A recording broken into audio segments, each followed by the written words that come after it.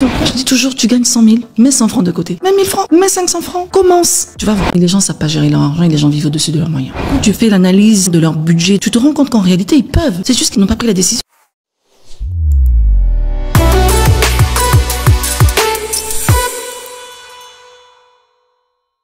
Tu fais de l'éducation financière? Oui, beaucoup. Oui.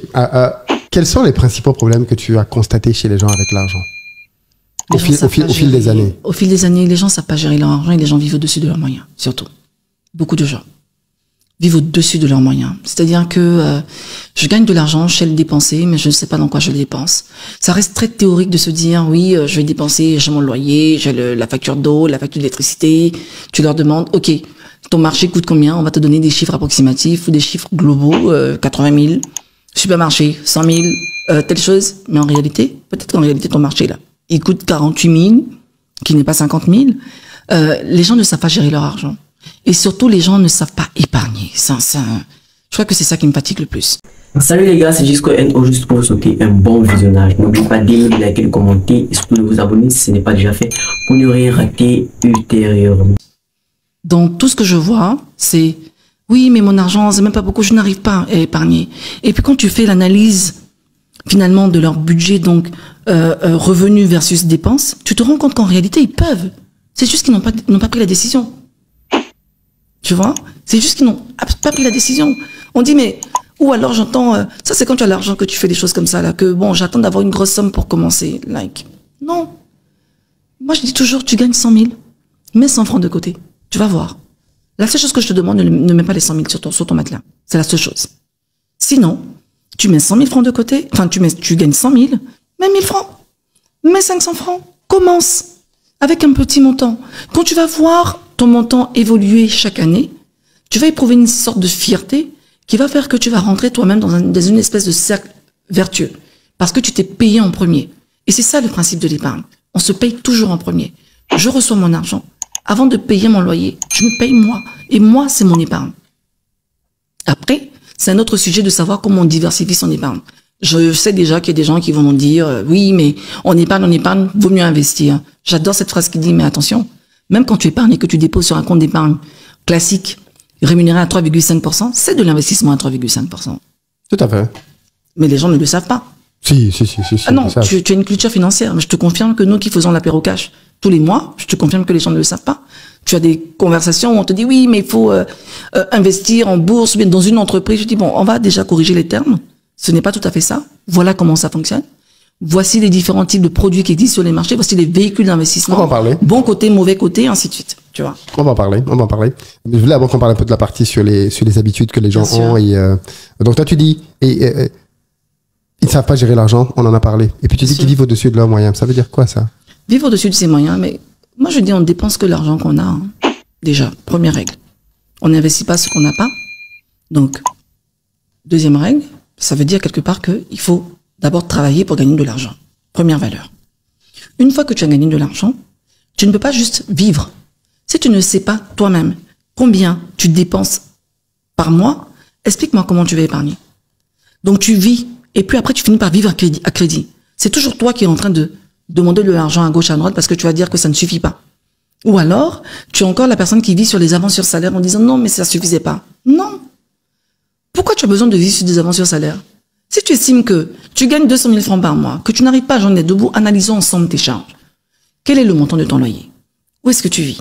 Si tu te rends compte que tu as besoin de vivre très loin, parce que ça te permet d'économiser et donc d'épargner, puisqu'il y a quand même une petite nuance entre les deux, et que quand tu vas rajouter tes frais de transport à ce montant, à ce loyer, dans une zone qui est très éloignée, te permet d'économiser, mais fais-le de façon provisoire. Avant d'atteindre, tu vois, un certain niveau, pour changer ou déménager. Donc, en réalité, c'est parce que les gens ne font pas l'exercice du budget familial, donc l'élaboration de leur budget. Et cet exercice-là, tu n'y arrives qu'en notant toutes tes dépenses pendant 1 mois, 2 mois, 3 mois, pour établir une bonne moyenne. Et ensuite, tu dois pouvoir mensualiser tes dépenses. Je paye l'électricité tous les 2 mois en Côte d'Ivoire. Je paye l'eau tous les 3 mois. Bah, si ton eau coûte 9 000, bah, c'est 3 000 francs par mois que tu mets de côté. De sorte que le 3e mois, tu n'auras pas, si tu veux, L'effort sera moindre parce que le mois en question du paiement de la facture, tu n'auras que tes 3 000 à sortir. C'est un peu ça. Et ces règles basiques, les gens ne les appliquent pas? Pas forcément, malheureusement. Et on le voit beaucoup. Même chez les personnes éduquées? Ah non, les personnes éduquées financièrement. Éduquées pas financièrement, éduquées, qui ont fait des diplômes, qui ont des diplômes. Ah oui, bien sûr, non, parce que l'éducation financière, elle s'acquiert. Quoi qu'on dise. Parce que combien de fois on a eu des déconvenus, combien de fois on a vu des personnes qui ont gagné beaucoup d'argent à un moment donné et qui finalement, des années plus tard, vivent, tu sais, de façon, allez, comme on dit dans des maisons désuètes, vivent de façon très bizarre. C'est dû à quoi ça? Ben c'est l'éducation financière. Ils n'ont pas su préparer leur retraite.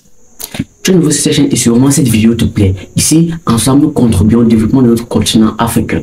Alors, si tu veux faire partie de cette incroyable aventure, je t'invite à t'abonner maintenant pour ne rien rater leur retraite. Ils n'ont pas su préparer l'après, ils n'ont pas su préparer les coups durs. C'est pour ça qu'on te parle de diversifier ton épargne et d'avoir des différents types d'épargne. Ton épargne de sécurité, ton épargne pour les coups durs, ton épargne pour telle ou telle chose, pour tel ou tel type de projet. Mais si tu n'as pas suffisamment préparé ça, ben tu te retrouves à la fin de la vie, tu as fait les mauvais investissements, les mauvais choix, enfin. Et puis tu te retrouves, tu vois, très tard, et puis tu as moins d'argent qu'avant, ou bien tu as du mal à joindre les deux bouts.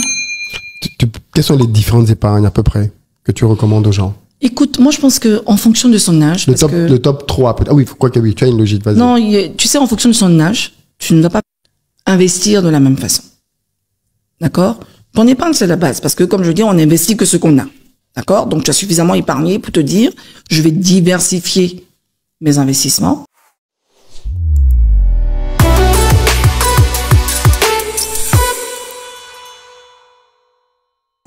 Et encore une fois, comme j'ai dit, épargner dans un compte d'épargne classique, c'est investir à un taux à 3,5. Donc, tu vas avoir des fonds communs de placement. Et sur le marché dans notre région, ici, tu en as 3, très souvent, qui sont proposés. Qu'on soit SICAV, FCP, c'est exactement la même chose, hein, à part le volet juridique. Ou tu vas avoir des comptes uniquement obligations par rapport à ton profil de risque. Puisqu'il y a 3 types de profils de risque qu'on a tendance à définir. Le profil, tu sais, prudent, modéré, ou alors les gens qui sont beaucoup plus fonceurs. Donc, si toi, tu as un profil prudent, tu auras tendance à vouloir investir dans des obligations où là, tu vas avoir un taux moyen entre 5,5, 6%.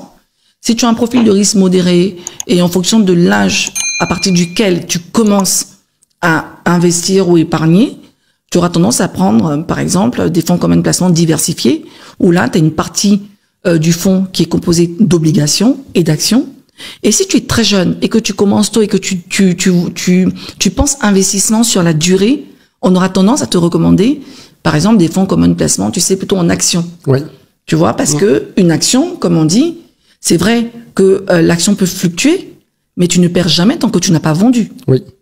Tu vois, donc, et c'est ce que j'ai écrit d'ailleurs dans les fameux 10 commandements de l'épargne que j'ai écrit en disant, il faut maîtriser ses émotions quand on est en train d'épargner. Tu vois, donc, mais après, tout dépend de l'âge à partir duquel tu commences, comme je le disais tantôt. Et surtout, il faut pas confondre capacité et volonté. Parce que je peux avoir la capacité financière d'épargner ou de réaliser un certain nombre d'investissements, mais j'ai aucune volonté pour le faire. Et j'ai aucune envie. Parce que j'estime que moi, j'y crois pas. Je ne crois qu'en la terre. Je ne crois qu'en l'immobilier. Mais je dis encore une fois, oui, l'immobilier est un excellent investissement. Ça dépend des régions. Parce qu'en général, tu vas avoir ton investissement prendre de la valeur au fil des ans. Mais pour sortir de ça, c'est plus long. Mais pourquoi tu sortirais d'un investissement? Mais parce que tu sais, tu n'es pas à l'abri d'un gros problème qui t'arrive. Et au moment où tu es prêt à vendre, soit le terrain, soit la maison que tu as construite, tout de suite ce qu'on dit, c'est oui, mais tu risques même de le vendre, tu sais, à vil prix. Mais encore faut-il trouver l'acheteur. Ça, c'est déjà la première chose. Tu peux ne même pas trouver l'acheteur immédiatement.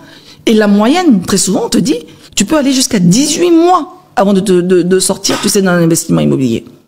Donc, tu vois que dans ce cas, moi, je recommande toujours, j'aime beaucoup les FCP, parce que je trouve qu'ils ont une espèce de flexibilité. Tu peux définir pour les FCP? C'est un fonds commun de placement. Ouais. Voilà, c'est du fonds commun de placement, c'est un petit peu, j'aime bien prendre l'exemple, c'est la version de Tontine, mais gérée par des professionnels et qui vous rapporte de l'argent. J'aime bien ce type d'investissement-là, parce que je trouve que c'est flexible. Tu peux, en fonction de ton profil de risque, définir les éléments sur lesquels tu pars, en fonction aussi de ton objectif. Parce que tu peux venir voir et dire, moi, j'aimerais bien avoir 50 millions dans 10 ans, j'aimerais bien avoir 100 millions dans telle année, tel nombre d'années.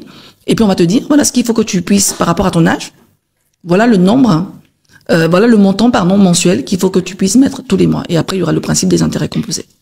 Donc, top one, moi, je trouve que les FCP sont pas mal, parce qu'ils sont mieux rémunérés en fonction des FCP. Mais ils sont déjà mieux rémunérés, ils sont défiscalisés en plus. Enfin, ils ont des taux d'intérêt défiscalisés. On est sur quel taux, à peu près, en Côte d'Ivoire? Écoute, sur les obligations, on va être entre 5 et 6. C'est combien d'années? On te parle d'un taux, on te recommande quand même 3 ans, tu vois. Mais après, tu peux avoir des FCP qui performent comme on dit, de malade. Tu peux faire un investissement que sur 1 an, sur 2 ans, enfin, tu vois. Okay. Sur les fonds communs de placement diversifiés, moi, j'ai vu des retours, même souvent, qui ont performé jusqu'à 28%, tu vois. Mais tu as toujours la même durée de vie conseillée, qui va être forcément un peu plus longue. Et puis, bon, après, les actions, bon, ça, on peut pas te donner d'exemple de taux, parce que t'as des... forcément, ça... Tu vois? Ouais. Mais après, on est sur quand même des marchés, on n'est pas sur le CAC 40 ici, ni Nasdaq, enfin, on n'est pas sur ces marchés-là. On est sur des marchés quand même qui sont plus ou moins stables. Donc, ton risque de perte sèche est quand même un peu plus minimisé, quand même.